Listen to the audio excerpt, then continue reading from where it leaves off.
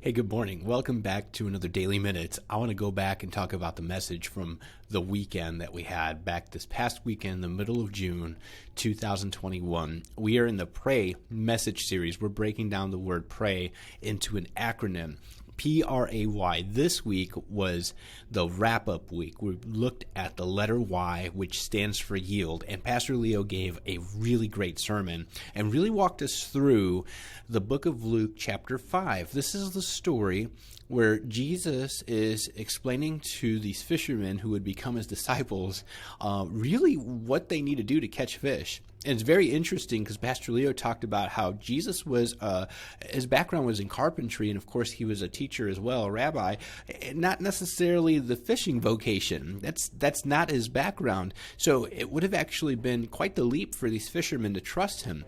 In Luke chapter 5, verse 4, it says, "And when he had finished speaking, he said to Simon, Put out into the deep." In other words, he's telling Simon Peter, hey, go ahead and cast your net.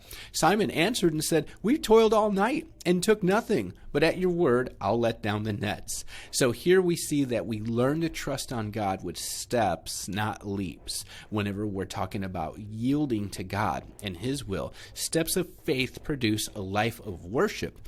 That was the other big takeaway Pastor Leo talked to us about. Is, when we take steps of faith, then we will acknowledge God, we will trust him and yield to him. Now the story goes on is that when the fishermen let down their nets on the side of the boat Jesus told them to, they enclosed a large number of fish. Their nets were breaking.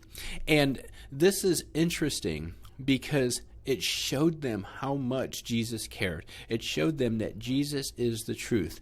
Drop your nets, and let God do the rest. That was the final takeaway from Pastor Leo's message. Is, you know what? If we're obedient to God, he's going to be God and do what only he can do. Well, I hope this was encouraging to you. I know it was for me. Have a great week. We'll talk soon.